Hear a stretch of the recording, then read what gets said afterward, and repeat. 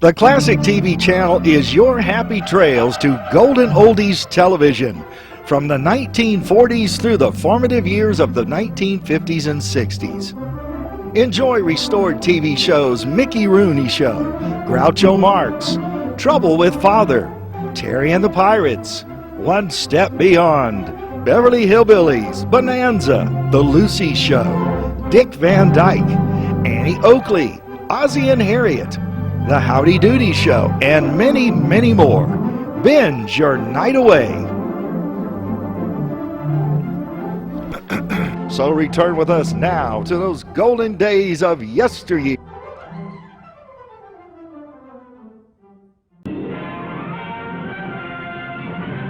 Public Defender.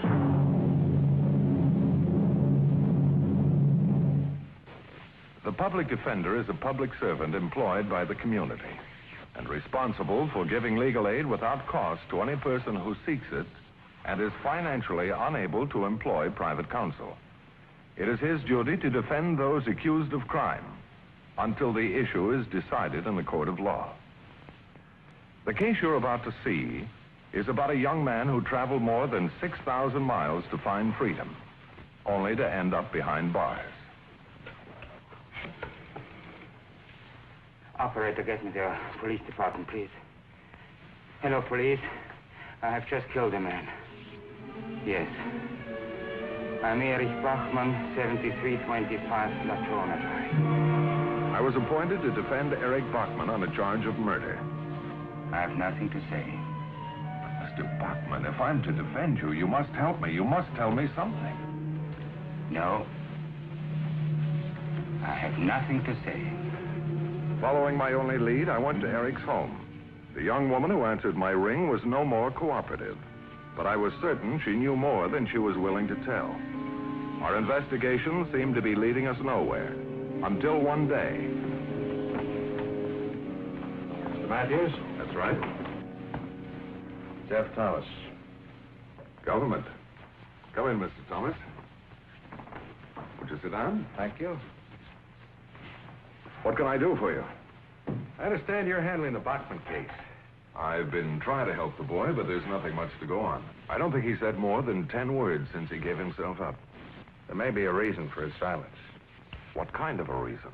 He doesn't know enough about the case to offer any defense. Only his sister and my office know the facts. Maybe I better start at the beginning. Eric and Wanda Bachman are refugees. Jeff Thomas' story told of the hectic days a few years after the war. Armed guards protect the border. On one side, freedom. On the other, harsh regimentation.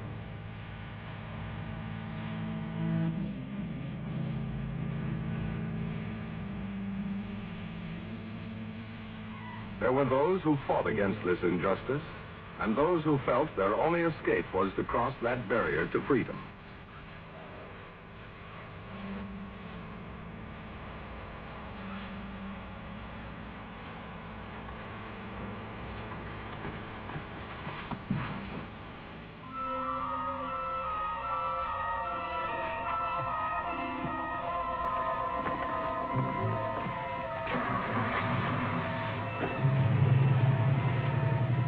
Foolhardy thing to do? Perhaps. But Eric and Wanda were young and brave and had their lives before them. Halt, halt, halt! Halt, halt, halt!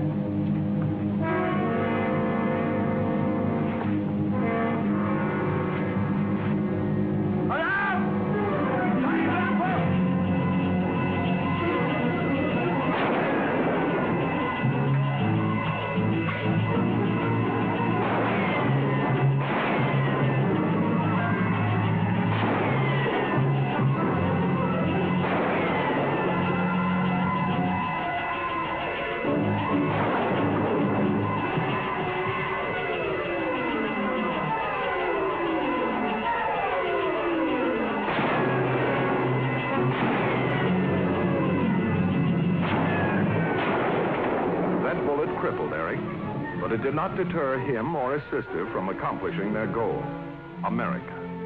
They took residence in a Midwestern city, and after the required time, both were granted their final citizenship papers.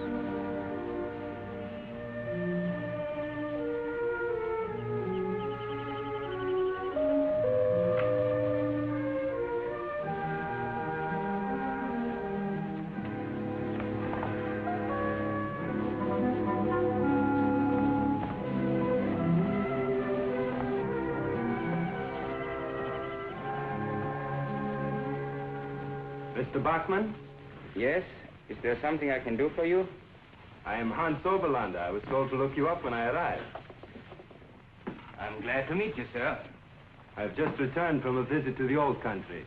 Not far from where your father lives. My father?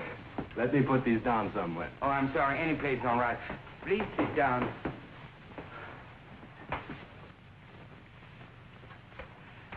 You said something about my father. You saw him. He lives. I saw him less than 3 weeks ago. You're certain? You're sure it is Paul Bachman, a teacher? Well, he is not a teacher now. I think he is a janitor in a furniture factory. But I am certain it is he. When I told him I was returning to America, well, I had to pass. I had been living in New York for several years before I went back. He's all right. I mean, did they do anything to him? He looked quite well to me. Almost 8 years we haven't heard from him. We were sure he was dead. He's very much alive, I assure you. And he talked of nothing else but you. And, is it Wanda, your sister? His children. We're still trying to get him out. But the State Department, they tell us they have not been able to get much satisfaction. I know what you mean. They never give out information. Thank you. Thank you, Mr. Oberlander. No, call me Hans. I feel we are good friends already. We are. You brought me wonderful news. Come inside of the house. We can talk much better in there, and it's much more comfortable.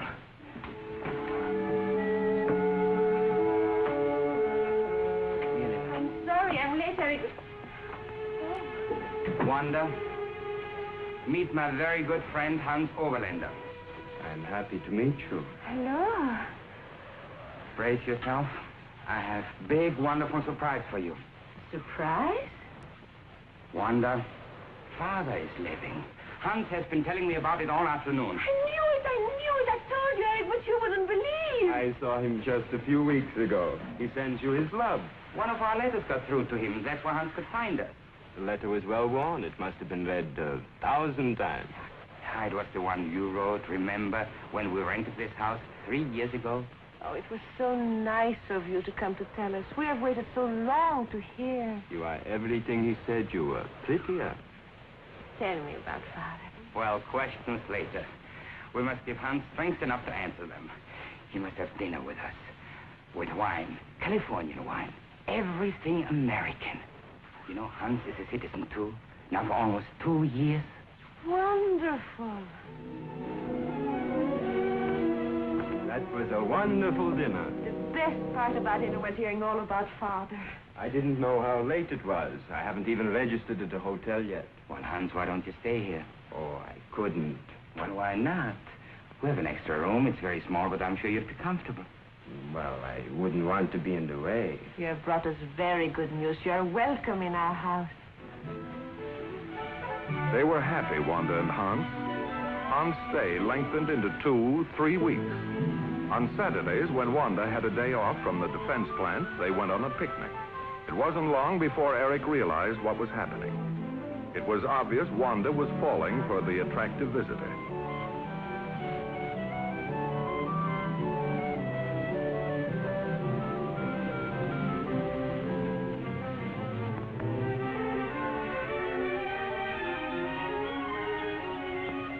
You know, Wanda, I've been thinking.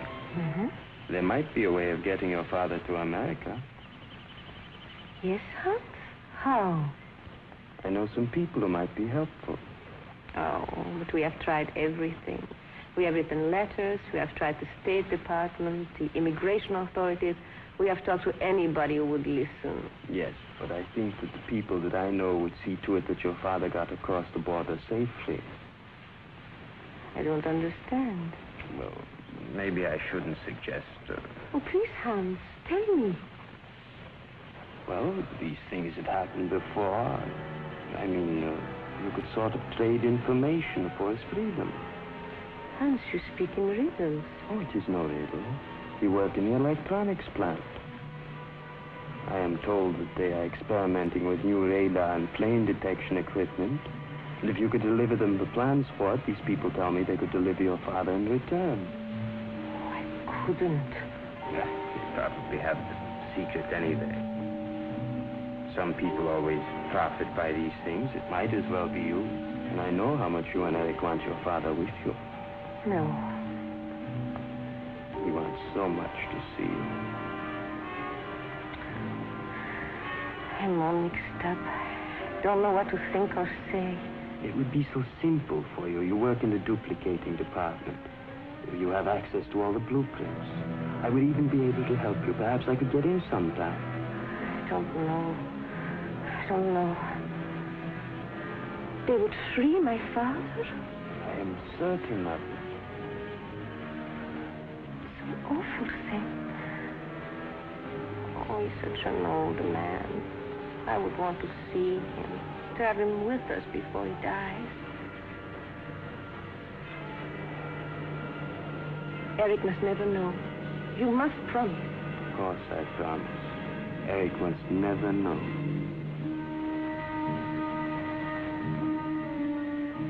Wanda Bachman didn't sleep that night. Her father was dear to her. So was her new country, the freedom she and Eric had always wanted. The next morning, Wanda Bachman hurried into the Federal Building. I thought I loved him. We seemed to have so much in common. And then there was my father. It's been years since Eric and I have seen him. He thought I was going to help him, but I couldn't, even if it meant my father.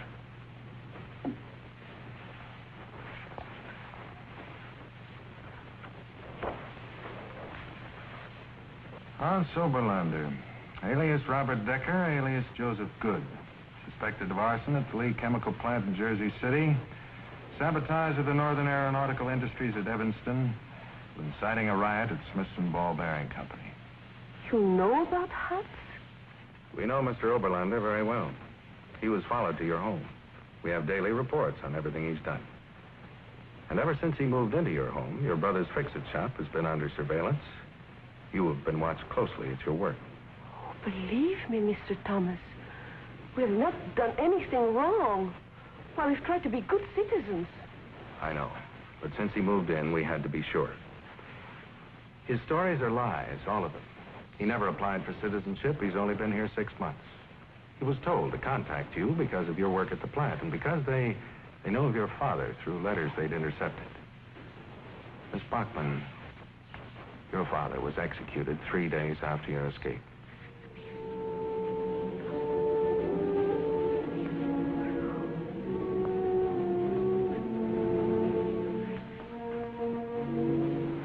I'm sorry. He went quickly. There were others who suffered a long time. Water? No, thank you, Mr. Thomas. But if you knew so much about Hans, why hasn't he been arrested?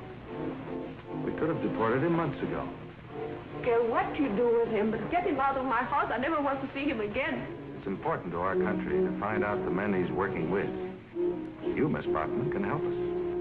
I? He trusts you. We need you. I'd like to, Mr. Thomas. But how? Think it over carefully, Miss Bachman. This could be a very difficult and dangerous job. I wouldn't want you to plunge into it without knowing exactly what could happen. But I want to, Mr. Thomas. I must. Good. Now then, there are several things that'll have to be straightened out. First of all, no one must know of this, not even your brother. You'll contact me here, except in case of an emergency. For that, you'll have a private telephone number. Hello, Eric. Hello. Has Hans come home yet? Hans? I don't like the way he acts. Maybe Wanda would like to talk to you seriously. Hans has been here for a very long time and... Not now. I don't want to talk about it now. You have something better. Oh. I did not know that you had company. Wanda, I want you to meet some friends of mine. Mr. Mueller, how do you do? And Mr. Grutter. How do you do? Child, Hans should consider himself fortunate working with you. Tonight, same place. Goodbye. Goodbye. Good night. Goodbye. Grutter, he is the important one. I have already spoken to him about your father. What did he say? Once the plans are delivered, your father can cross the border. Good. Do you think you can get them? They're not finished yet, but when they are, I will get them. You are wonderful, darling. Oh, come on, some cooperation, sweetheart. It's getting late. What about dinner? It'll only take a few minutes. We're having chops. I hope you don't mind being your own cook tonight, Eric. Wanda and I are going to a party. Every night? We are never together anymore. She should have time to rest, too. It's all right, Eric. I feel fine. I would love to go. Put on your blue dress. That is the prettiest. All right, Hans.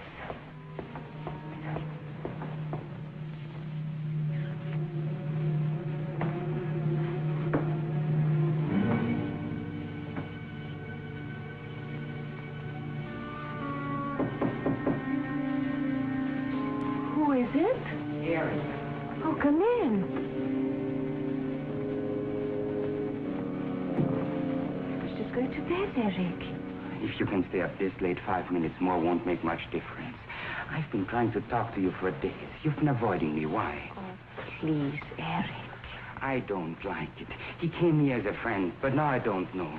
He acts as if he owns you. What does it all mean? You're dreaming things, Eric. Dreaming? He was going to stay for a week. Now it's been almost a month. Where does he get all his money? He bought a new car, he takes it to nightclubs, and all his friends, his secrets. Oh, I don't know, Eric. I don't know. I don't like it. Whatever it is wrong. I'm going to tell him to go. No, Eric. No. Listen, Wanda, I'm your brother. I don't want to cause you any unhappiness, but there's something about him. Stop. I love Hans. We are going to be married.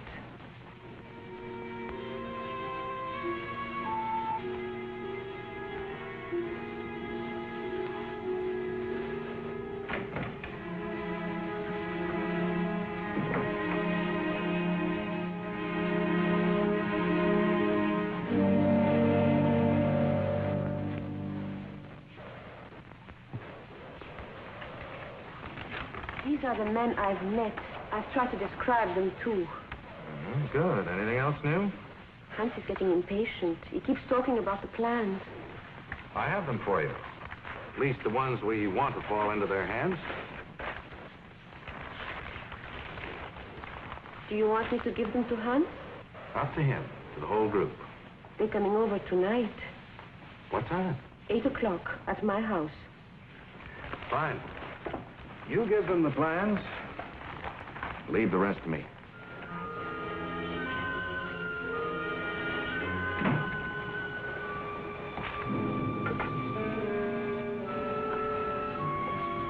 Hello, sweetheart.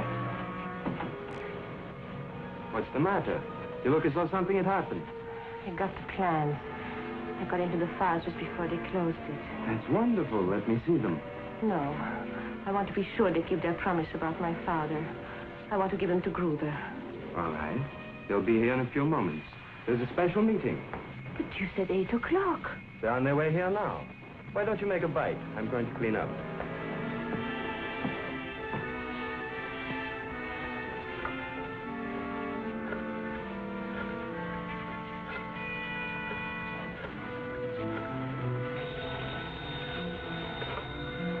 Dallas speaking.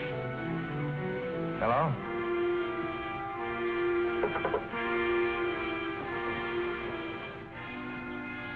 Wanda, no towels. I'll get some for you. Phoning somebody? I was checking the time, operator. I think my watch is slow. It is 6:55, darling. I always know what time it is. Better get things ready. Something light. We will feast after we are finished. Ruthie should be here in a few moments.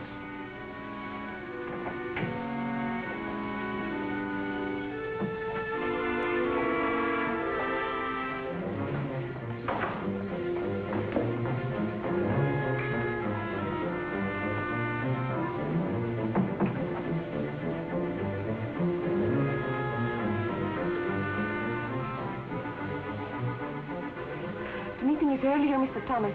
In the next few minutes. I thought I would be too late. Good. Goodbye.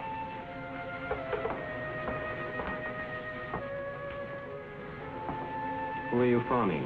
It was nothing. Just a friend at the factory. About to work tomorrow. It is good and our friends. Come. You need have no concern, Miss Bachman. You rendered a great service, not only to yourself, but to a cause worthy of your fine efforts. Thank you, Mr. Gruder. I told you we could depend on Miss Bachman, didn't I? Yes, Hans. You have a remarkable capacity for judging human nature. And now, Miss Bachman, would you be kind enough to hand over the plans?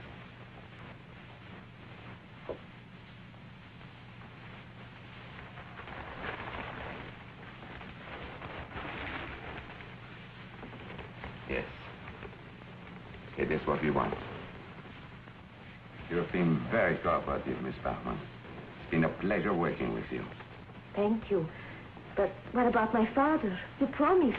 Your young lady has done splendidly. I think she's deserving of something very special this evening. This lovely country, good roads, too. A ride to the beach, or up to the hills. You know all the scenic spots, Hans. But I did everything you asked. Why, those plans are very valuable. I could have gotten into trouble. I still could. Please, Mr. Gruder, I'll do anything you ask. I'll work for you again. I'll do anything. Good night.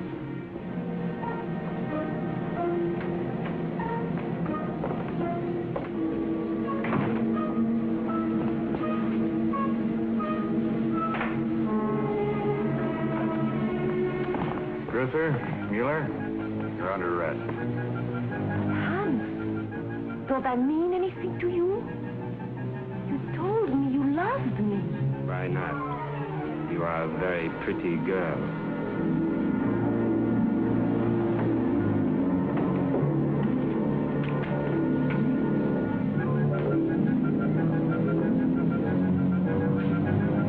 Let her go, Hans.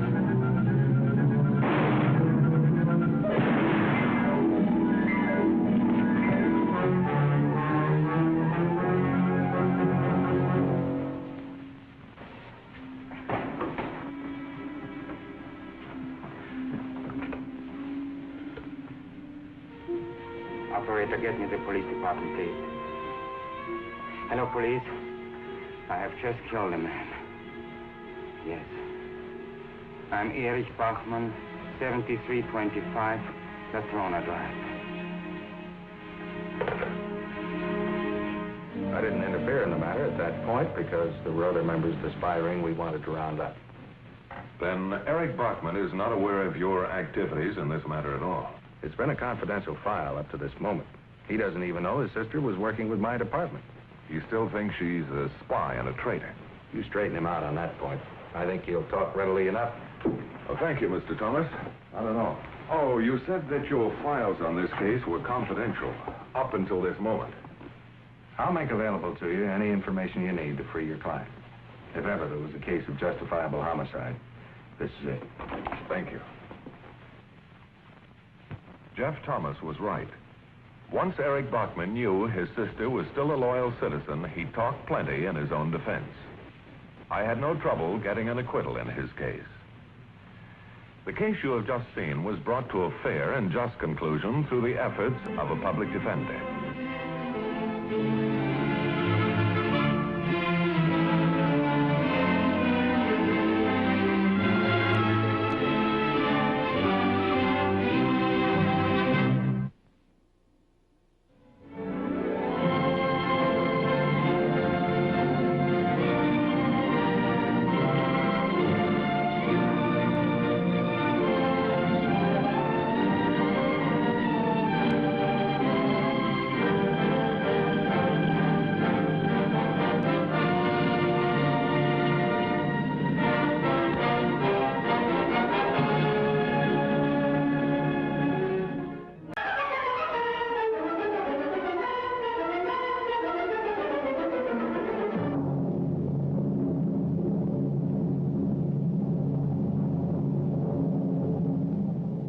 A public defender is an attorney employed by the community.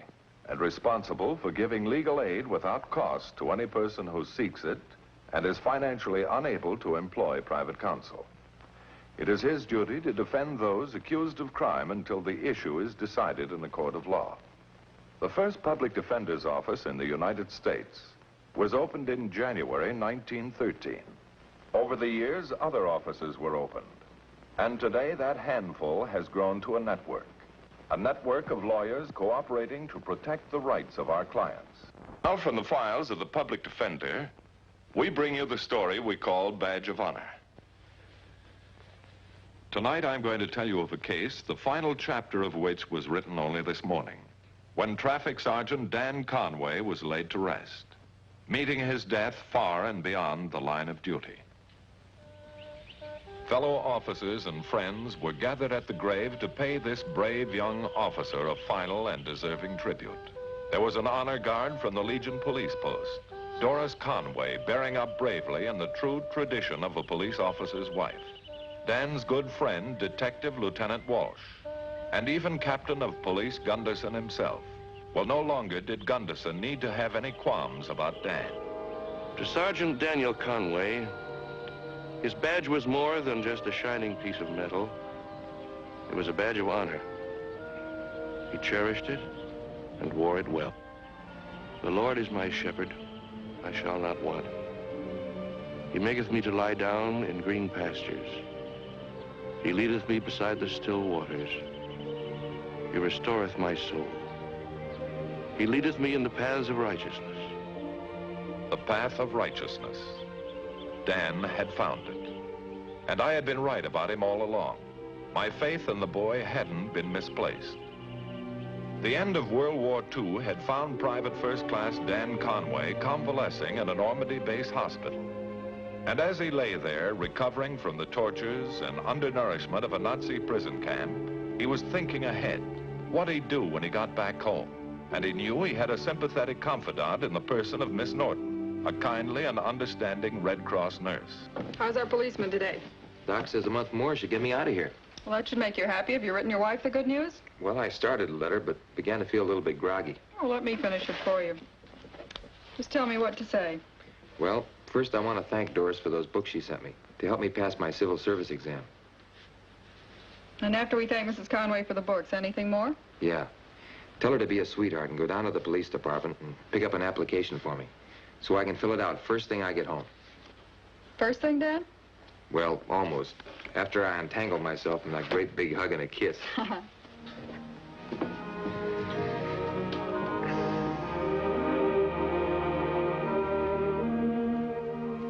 Oh, I've been promising myself this for a long time. Me too. Say, honey, Yes, dear? where's that application blank? Now, Dan, Well, I don't want to lose any time. you've got plenty of time. I just found out last week that there won't be another examination until June 1st. 6 months? I'll be the first cop with a long gray beard. It'll tickle, but I'll still love you. Oh, Dan, Mr. Johnson phoned, wanted to know when you'd be out. You can have your old route back. Okay, but just until June the 1st.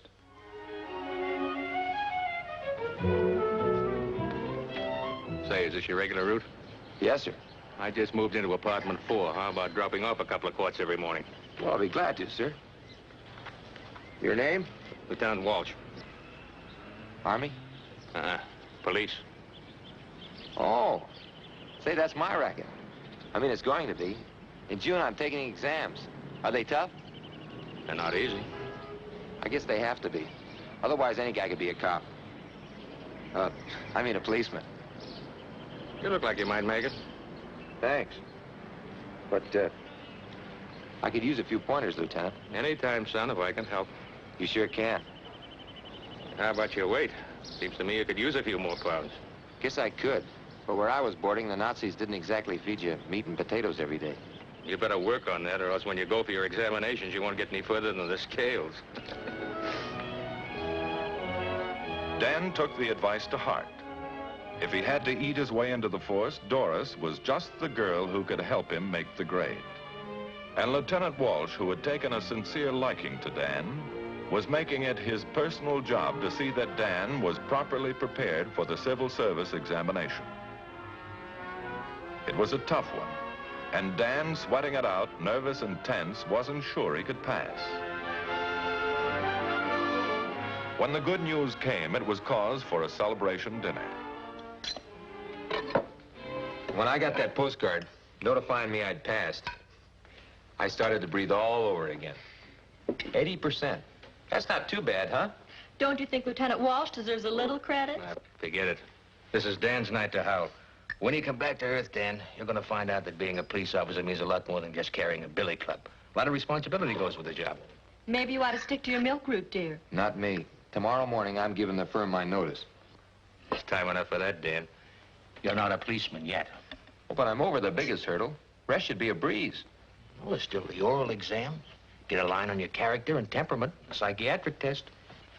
That's to find out if I'm all there. Sometimes I wonder. Hey, one more crack like that from you, Liddy, I'll have to lock you up. Dan, you got some rugged weeks ahead of you. Granted, you get by the exam. You still got 90 days of the toughest grind you've ever been through before you even start your probationary period. Oh, you haven't any cranberries, Lieutenant. Oh, thank you. Lieutenant Walsh was right, as Dan found out. There were track workouts until Dan wondered how much longer he could stand on his feet. Hours of grueling exercises in conditioning. Day after day at the rifle range to become expert in the use of firearms. And at last, a final dress parade in which Dan marched with a sense of real accomplishment. An important day to him. He had earned the right to wear the coveted uniform. You've worked hard for that badge, Conway. Now wear it with honor. Yes, sir. As division commander, I'll be keeping tab on you. And I'm a pretty tough officer. I've handled enough rookies to know all the answers. So watch yourself if you want me to turn in a good report. Yes, sir. You're being assigned to traffic, and your future on the force depends entirely on yourself. As you know, probation is 6 months. In that time, you'll rise or fall on your record. Just don't try to be too much of an eager beaver, like one of my rookies who gave out 35 tickets in one day. Badge-happy rookies don't last long. I understand, sir. On the other hand, there's no room for good Joes on the force either. There's a happy medium between overzealousness and gold-breaking. And I hope you have common sense enough to recognize it. Good luck.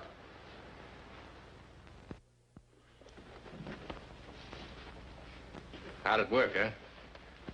Today's report. How you making out? 2 tickets. That's my whole day's work. I never saw so many well-behaved citizens. Don't try to force it, kid.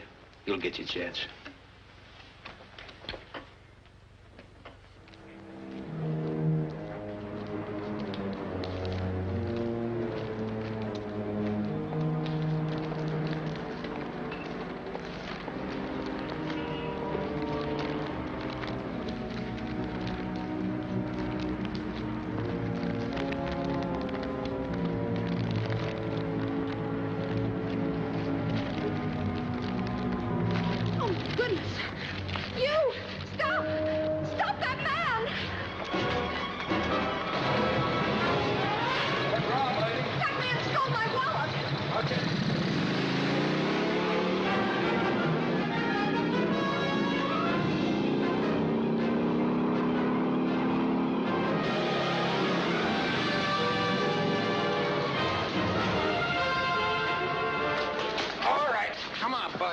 Let's have that wallet.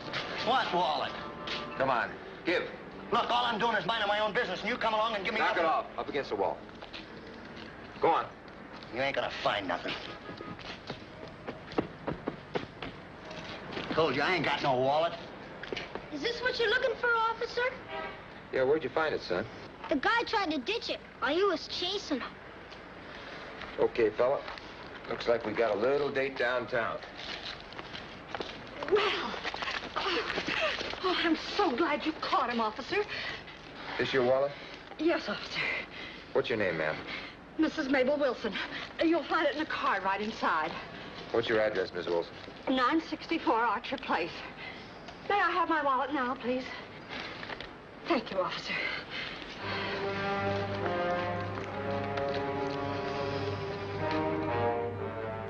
I wanted you to look over my report before Captain Gunderson sees it. This is the first big fish I've caught. Want to make sure everything's right. The kid who saw him ditch the wallet. You should have included his name. Yes, I know. I didn't get it. This boy's your key witness, Dan. You know you've got to get the names of everybody. Guess there's no excuse. I goofed it. Everything happened so fast. Before I knew it, the kid was away with his bike, and Too bad. Captain Gunderson doesn't miss a point. He's sure to call you on this. But look, Lieutenant, I've only got 2 hands. I had to make sure the suspect didn't get away. And then there was this lady asking for a wallet. Look, Dan, I'm talking to you as a friend. There's no sense kidding you. Gunderson's gonna hop all over you. But the guy is guilty. I know he snatched it. It's up to a jury to decide whether he's guilty or not. You're just the arresting officer making a report. This report can wash me up, can it? Well, you got a couple of months. Thought you said you wouldn't kid me. You know, it's too bad you didn't find the wallet on the guy.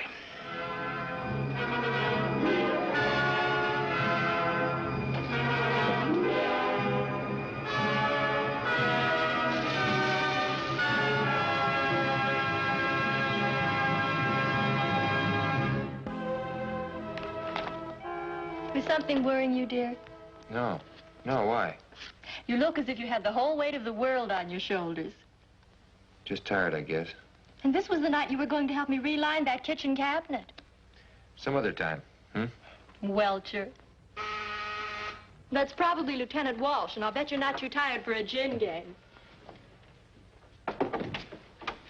Hi, Doris. Thought I'd just drop over and give Dan a chance to get some of his money back. Good. Maybe you can pull him out of the doldrums.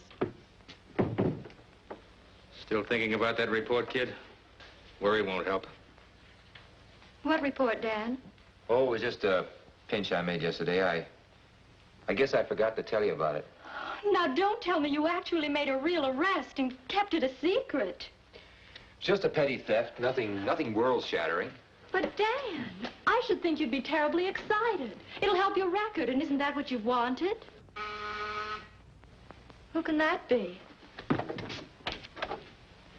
I'd like to speak to Officer Conway. Oh, I'm Officer Conway. I'm Bart Matthews, Public Defender's Office. This is Mrs. Conway. Hello. Mrs. Conway? And, Lieutenant Walsh. Lieutenant, I've seen you around headquarters. Oh, if this is police business of some sort, I think I should leave you men alone. I'll only be a few minutes, Mrs. Conway. It's about this fellow Brown, man you arrested yesterday. Our office is defending him, and we'd be remiss in our duties if we didn't run down every lead. Oh, certainly, sir. Well, won't you sit down? Thanks.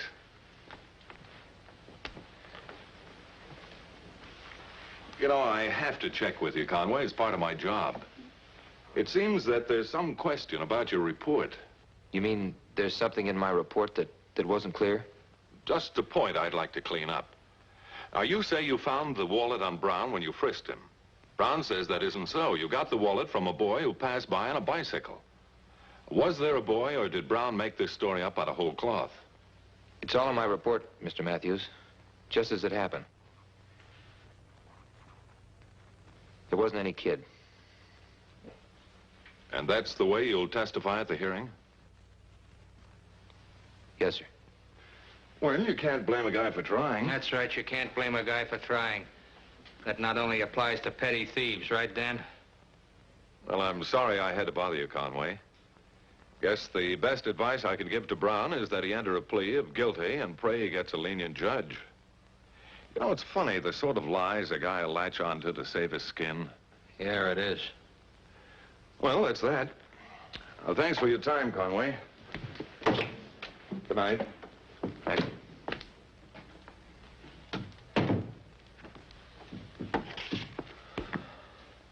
I know what you're thinking, Lieutenant. Why don't you say it? I think I'm a heel. That I don't deserve this badge. But I had a responsibility. Here was a guy that had stolen a wallet. And he might get off scot-free because of a little mistake of mine. It wasn't because you weren't thinking of yourself? Well, maybe that had something to do with it. But you told me yourself I was on a spot. What else was I gonna do? Have Gunderson lay it on? Maybe can me? Do you want me to throw away a whole future all because of a little technicality? I wouldn't want your future now, son. Not while you've got to live with that little technicality and your conscience.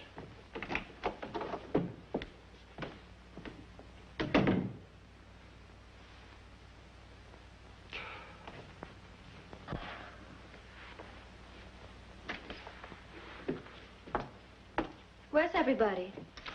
Oh, I told Walsh I didn't feel like a game tonight. He left with Matthews. What did Mr. Matthews want? Oh, nothing important. Just about that arrest I made yesterday. His office is defending the fella. They always question the arresting officer. Just routine stuff. You look beat, Dan. I just got a little headache, that's all. Sure? Yeah, sure. Then why not turn in? Make it an early night. What is it, dear? What's wrong? I'm not sure you'll understand, Doris. Haven't I always? Do you think you'd understand if I told you that I'm a fraud? That I don't deserve a badge? I don't believe it, Dan. You don't know what you're saying. Look, Doris, I've always given it to you straight, but this is going to be hard to take. When I made that arrest yesterday, I falsified a report. I falsified it deliberately.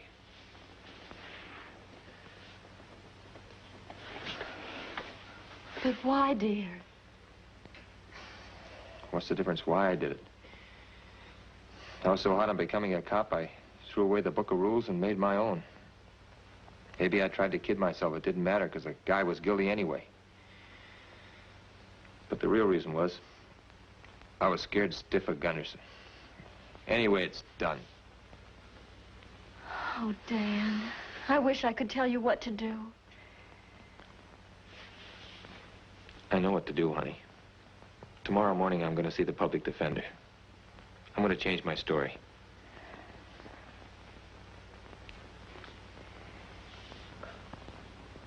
What you've just told me, Conway, could finish your career. I realize that, sir. When do you plan to see Captain Gunderson? Right after I leave here, Mr. Matthews. Now, wait a minute. Let's think about this. Now, that doesn't mean I'm condoning this false report. Oh, I know that, sir. Since advice here is free and I give it out all day long, you mind if I give you some? I certainly could use it, Mr. Matthews. Well, I'd suggest you don't do anything. Just go about your work. Brown's preliminary hearing doesn't come up for a couple of days, so let me think it over, huh? Dan had told me of his friendship with Lieutenant Walsh. Fortunately, I ran across Walsh at the police academy while I was waiting for Captain Gunderson to join me for lunch. What first attracted me to Dan was his sincere desire to become a good officer. I couldn't believe he'd foul up a report. When I found out about it, it threw me. But after what you told me, how Dan came to you, I guess I wasn't wrong about the kid. Then there are two of us who think that Dan is worth going to bat for. Captain Gunderson, Bart. Maybe it's best if I speak to him alone. Much. Well, John, right on time. Well, it's a free lunch. I'm always prompt. What's on your mind, Bart? Do I have to have something on my mind to ask you to lunch? To give you a short answer, yes. Well, all right. It's a hypothetical case. I'm curious to know how you'd handle it if it were up to you. Let's have it. Well, suppose that one of your probationers, in his anxiety to make good in your eyes, overstepped himself. How? I'll get to that, but let's say that getting on the force as a regular is almost an obsession with this fellow. Now, he's worried that he hasn't made much of a record so far. Then he makes a pinch. What kind of a pinch? Well, maybe he catches a man who snatches a purse. A witness sees the man drop the purse, identifies the suspect, turns the purse over to the officer, who gets a little flustered. Now, remember, it's his first arrest. He forgets to take the witness's name. I'd put him on the carpet. Oh, but there's more, John. He's sure the man is the thief, but he knows what to expect if he admits the error in his report. So he falsifies it, says that he found the purse on the man when he frisked him. And you want to know what kind of action I'd take? I'd kick your hypothetical officer right off the force. Come on, let's eat.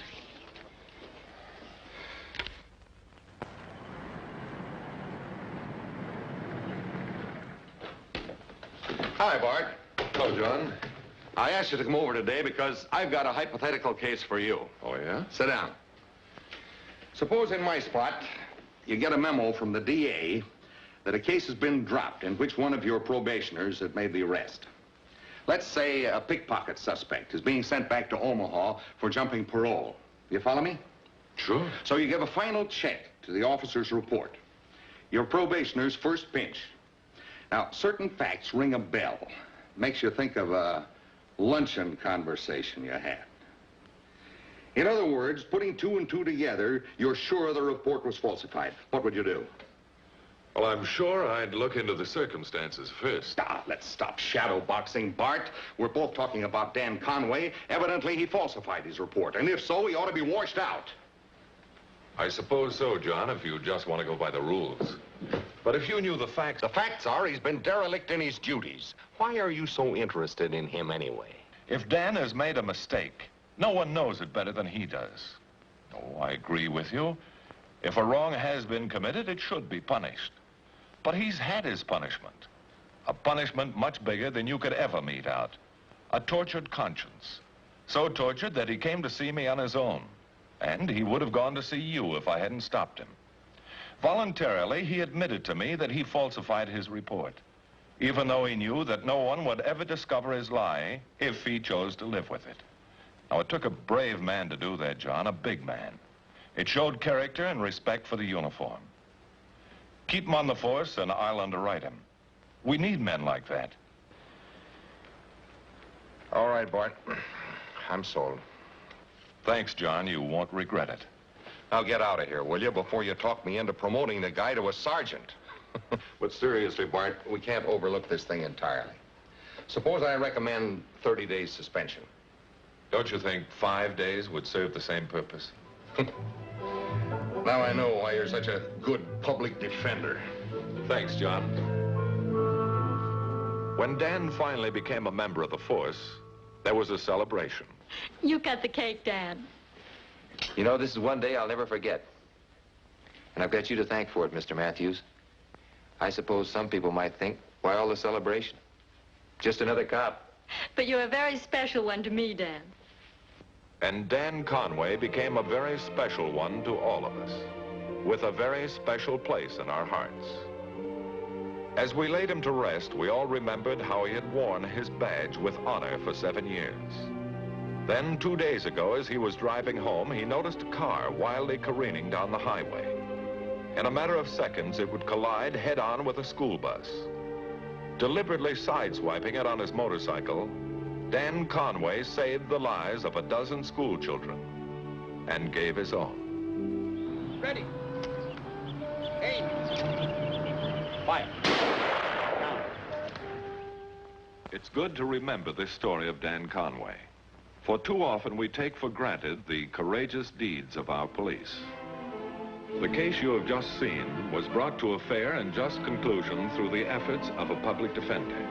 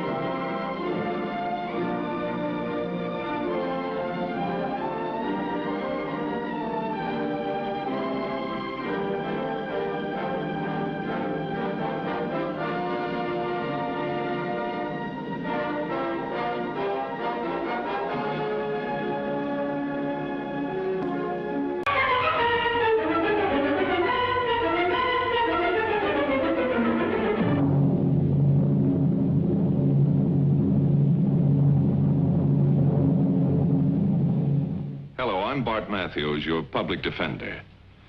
The public defender's salary is paid for by the community, and he is charged with the responsibility of giving legal aid free of charge to any person who seeks and needs it.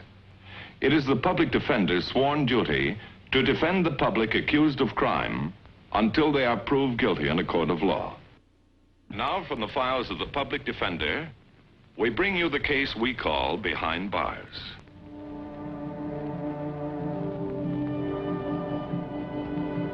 One of those sudden, hard-to-explain accidents, Mr. Matthews. A flash explosion in one of the boilers turned the place into a sea of escaping steam and flying metal. Is that where this Mrs. Smith was hurt? Yes, she was badly burned over her arms and body. She suffered horribly. She thought she was going to die. And that's when she began crying for her baby.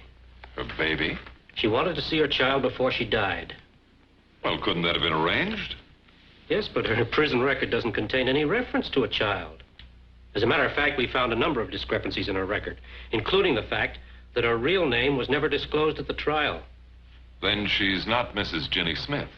No, her real name is Mrs. Tom Richardson. Well, Warden, what makes you think this is a matter for the public defender? Well, I've studied her record, and I've come to the conclusion that there's more to Jenny Smith's case than ever came out in the trial. Well, just what do you want me to do about this Jenny Smith? Or Jenny Richardson? Oh, I just want you to have a talk with her, then do whatever you think you ought to do. All right. Jenny, I want you to meet Mr. Bart Matthews, the public defender. Hello, Mrs. Smith. What does he want with me? He just wants to talk to you.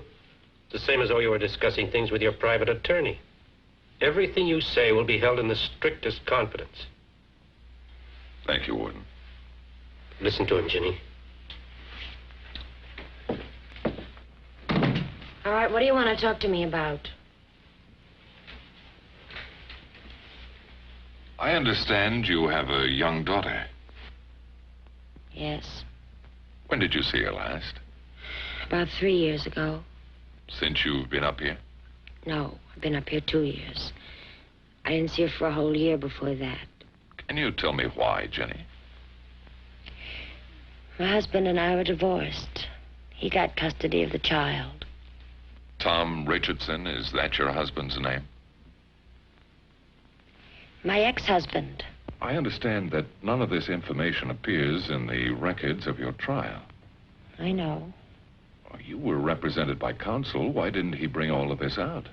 He didn't know. I didn't tell him. Why didn't you cooperate with your attorney? Because it would have meant dragging my husband in.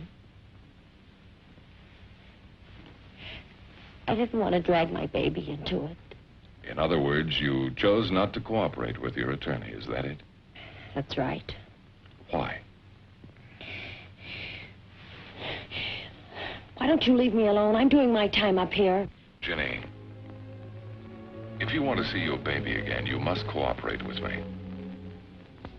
Why did you hide your identity? Why didn't you allow your husband to come forward and testify in your behalf? Why, Jenny? Because I've caused him enough trouble already. The way our marriage broke up was all my fault.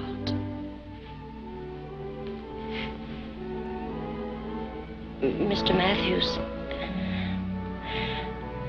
I was an alcoholic. I see. I had to leave. I had to go my own way. And then finally I got so tired. I was so alone. All I cared about was a roof over my head. Some place to crawl in and rest.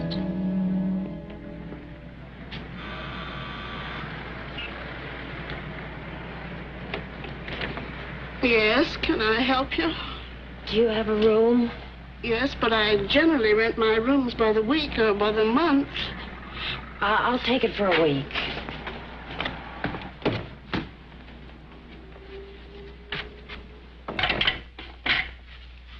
Do you have any references? References? No. Oh, just thought I'd ask. No one has references anymore. All right, young woman, I'll show you what I have. Thank you. Don't thank me until you see if you like the room. My name's Mrs. Bassett. I'm sure I'll like it. What'd you say your name was? Smith. Mrs. Ginny Smith. Yeah, I've heard that one before. Well, Mrs. Bassett, don't you usually knock before entering a gentleman's room? Oh, excuse me, Mr. Redmond. Oh, this poor head of mine, these headaches. I don't know what they'll cause me to do next. Imagine not even remembering you changed rooms this morning. Will you forgive me? Sure, I'll forgive you. Is this one of your new roomers? Yes, and her name's Mrs. Smith. I'll show her your old room. Mrs. Smith. Pleased to meet you, Mrs. Smith. Oh, this is more like it. My poor head, I'm getting more and more forgetful every day.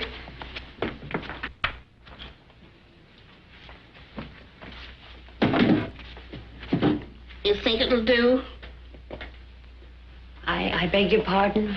The room, I asked if you'd think it'll do. Oh, yes, Mrs. Bassett. It'll be just fine. I should think it would. This room even has a radio. That's more than most rooms have. You know, there's a shortage of good rooms in this neighborhood. I turn people away every day who are looking for rooms. Well, people have to have a roof over their heads. They can't sleep in the street. I run a respectable place, and I usually know something about the people I take in. A person can't be too careful these days. Well, you won't have to worry about me, Mrs. Bassett. Mm-hmm. Well, the rent's payable in advance, $10. Do you want it all at once? All at once. All right, $10. Oh, that's fine. Did you say the name was Mrs. Smith? Yes, I did.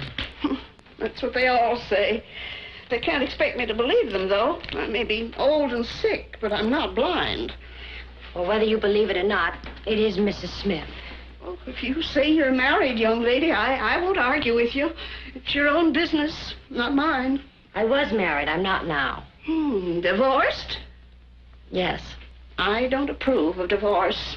I was married to the same man for 41 years. Mr. Bassett, he was. A kind old gentleman. He was always so nice to me whenever I felt poorly. I say there's something wrong with a woman who can't hold on to a man. Mrs. Bassett, I'm sorry, but I'm so tired. Do you mind? Oh, excuse me. These awful headaches. Oh, me so. Remember now, rules of the house. No men visitors and no drinking. Yes, Mrs. Bassett, I'll remember.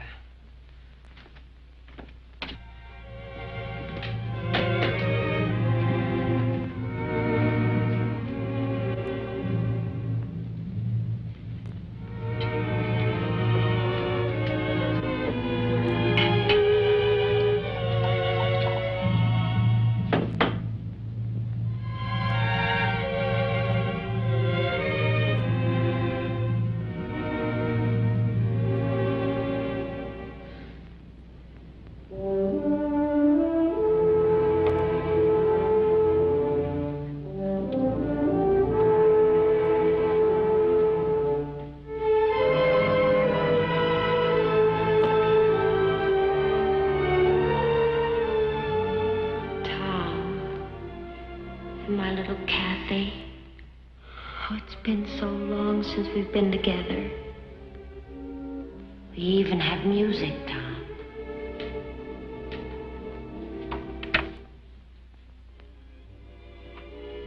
Kathy should be talking by now. She's almost 2 years old.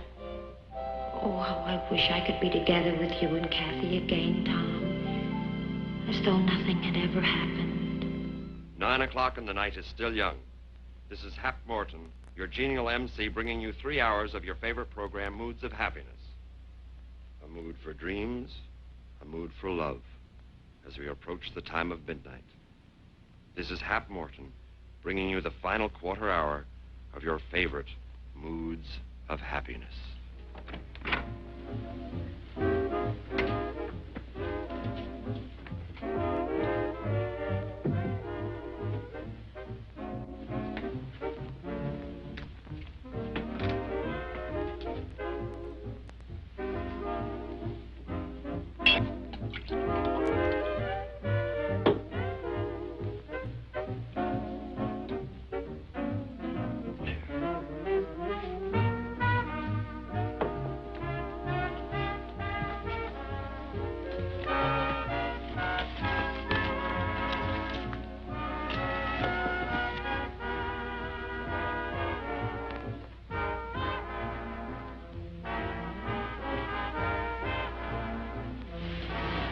going on? What are you doing here? Just a little social call. What's better? Don't you like company? You get out. What do you want? Hey, hear the music? They're playing our song. How about a little dance, baby? No. Come. You don't belong in here. You get out. What's the matter? All I asked for was a little dance. Oh, you're lonely, aren't you? Oh, no, I'm not lonely. Don't you kid me, baby. Women who live in places like this, cold little furnished rooms, are always lonely. Don't touch me. Leave me alone. You get out. You get out or I'll scream for help. Hey, who'll hear you? Old Lady Bassett? What do you think, Old Lady Bassett will help you? Baby, you've already broken the first rule of a house. You might as well break the second. Leave me alone, please. Please, leave me Baby, alone. a little kiss won't do any harm. Well, what are you doing in here, Mr. Redmond? Well, what's the guy gonna do when a lady invites him in? No, that's not true. He forced his way in here. Playing the radio at this hour of the night, me with my terrible headaches. And after all I said about not permitting liquor on the premises. No, he's lying. He's lying. Is he now? Now you'll be telling me this is your husband, the fine fellow. Give me that picture. Give me that picture. You didn't fool me then, and you don't fool me now. He never was your husband. Well, now look what you've done. But you will be doing the looking. Right this minute, you can start looking for another place.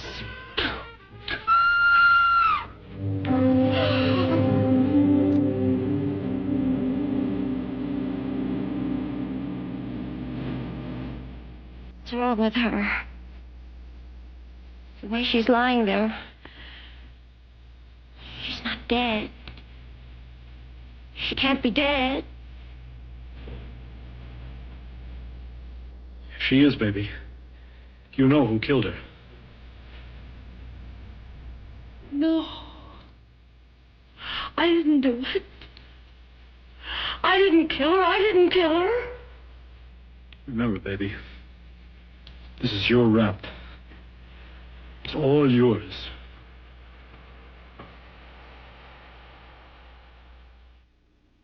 According to the bill of particulars that resulted in your indictment for murder, you were charged with beating Mrs. Bassett to death. Oh, no, I didn't beat her. Well, in your intoxicated state, perhaps.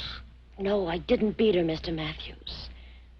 I remember that moment as if it were now. What about the liquor, Jenny?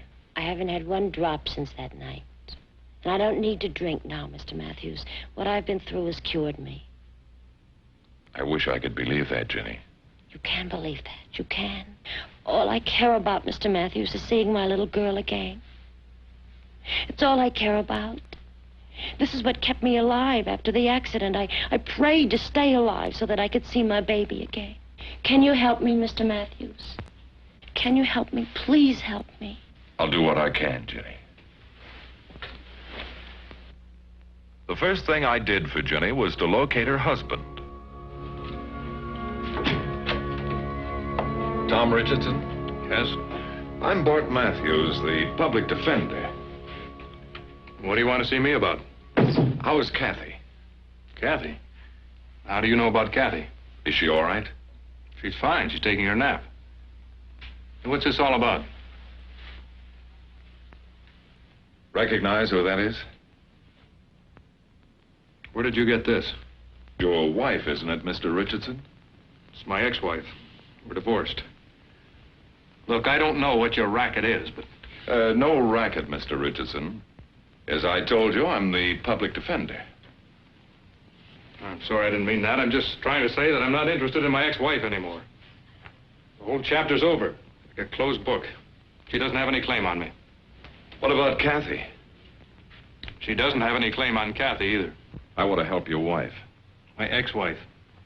Well, you came to the wrong guy. I did all I could for her. If she got into some kind of trouble, it's her own lookout, not mine. Don't you know what kind of trouble? I'm not interested. Every time I turned the other way, she was hitting the bottle. It's like some kind of sickness. She was so weak, she didn't know how to fight it.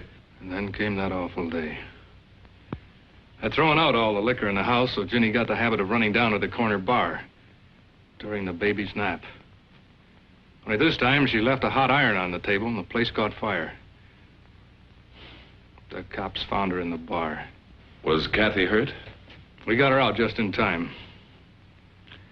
The judge put Ginny on probation. I filed for a divorce. Got custody of the child. Just about everything else I asked for. Including your wife's resignation from the human race, no doubt. All right, what else could I have done? You might have tried helping her. All right, what'd you say you were, the public defender? Okay, you help her. You don't seem to understand, Mr. Richardson.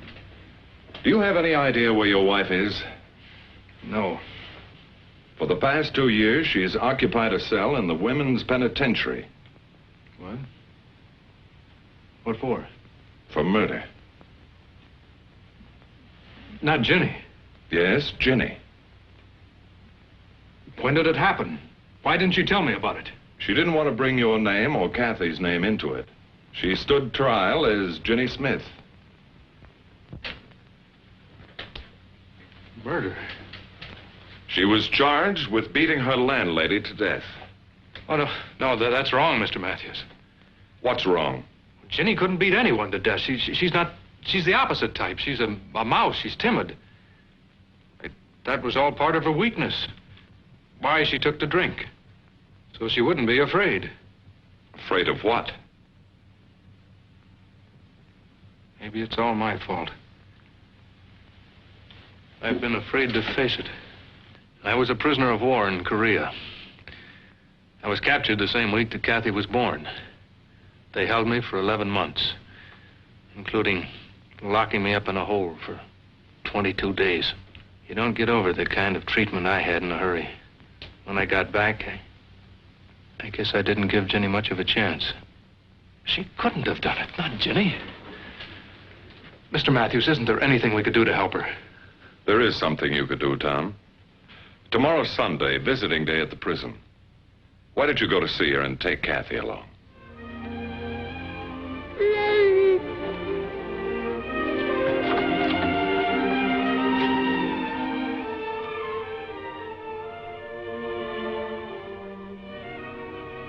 It would really help her if she could see Kathy. We'll be up there, Mr. Matthews. Both Kathy and I. While Tom Richardson and Kathy were renewing their acquaintance with Kathy's mother, I went over the records of the case. It soon became evident that the key to the entire matter was the witness named Al Redmond, who was present in the room when the murder was committed, if it was a murder. We asked the police department to aid us in locating Mr. Al Redmond. Good morning, Mr. Matthews. Hello, Bill. Did you locate Redmond? I found him in another rooming house not 3 blocks from the scene of the crime. What are we waiting for? Let's go.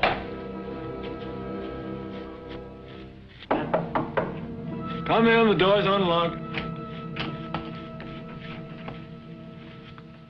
What can I do for you boys? I'm Bart Matthews, the public defender. This is Bill Benton. Yeah? I don't need no defender today. You guys mind if I go on shaving? Oh, go right ahead, Al. It's your skin. What do you mean by that crack? Do you remember the Ginny Smith trial? Yeah. What about it? Tell us what you saw, Al. What did you witness? Look, I don't have to tell you guys nothing. I did all my talking on the witness stand. Not afraid, are you, Al? What do I gotta be afraid of? Nothing, as far as I can see. What were you doing in that room, Al? Listen, beat it, Buster, before I get rough. I wouldn't try it, Al. There's a witness. You wouldn't stand a chance in court. The way Ginny Smith didn't stand a chance when you pinned that rap on her. What do you mean, pinned it on her? I saw her do it with my own eyes. You certainly cried murder. Yeah, I sure did. And testified to that effect in court. Yeah, that's me, star witness. And saved your own skin. Look, what are you talking about? I tell you, I saw her do it with my own eyes. She come in, she yanked the old woman by the hair and yanked on it until the old woman fell on her face and died. How did she yank the old lady's hair, Al? How did she do it? What do you mean? Let's act it out. Sort of reenact the crime. Now, did she come up on her like this? Yeah, in a way. And then did she go like this? Yeah. And then did she do this? Come here! What's the big idea? Cut it out, will you? What's the big idea? Just checking, Al. You're still on your feet. You didn't fall down and die. Yeah, I'm a healthy big guy, not a sick old woman with headaches all the time. Wait a minute. Did you say that Mrs. Bassett was a sick woman? That's right, she's always complaining, always running off to the doctor. You wouldn't happen to remember the name of the doctor, would you? Look, how would I remember the doctor? Well, we'll find it. You just make sure you're around in case we need you. Yes, we may have to call the star witness back to the stand again. All right. I'll be around. I'll play ball. We ran down Mrs. Bassett's physician, a Dr. Silas Morgan, only to find that he too had died shortly before the trial. I called the physician's credit bureau and found that Dr. Morgan's practice had been taken over by a Dr. James Pollard. Did you destroy those records, Dr. Pollard? Destroy them? No, I destroy them. I just transferred them up to the attic to give us a little more room down here. Why, is there anything wrong? No, nothing now. Do you mind if we look around your attic? No, the place is yours, if you don't mind the dust. Not at all. There was no system, no order to any of it. We went through an accumulation of 40 years of medical practice, thousands of cases of individual reports and histories, until we found what we were looking for. There's no question about it, Mr. Matthews. These encephalographic findings definitely indicate an advanced and progressively worsening condition of hardening of the arteries in the brain. Could you say how serious it was, Doctor? Serious enough to corroborate Dr. Morgan's written opinion that Mrs. Bassett had a life expectancy of only a few months, that any form of excitement would cause instantaneous death. Would you be willing to make a sworn statement to that effect? A great deal depends upon it, Doctor. In that case, I would. Thanks. With Dr. Pollard's medical testimony and the evidence of Dr. Morgan's records to support us, we prepared a petition for a pardon which was presented to the governor of the state. The governor granted the pardon.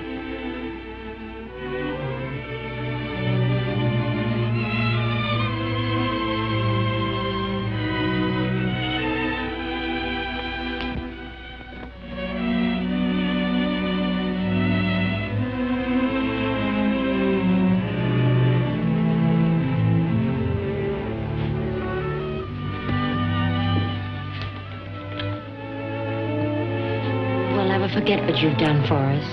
Never as long as we live. Well, can I drive you home? No, I have my car. Besides, we have a stop to make. The Marriage License Bureau. As you just saw, Jenny Smith, or rather Virginia Richardson, is now reunited with a husband and daughter who will someday forget that they were ever apart. And so a woman who was once forgotten by the whole world has now found her place in that world again.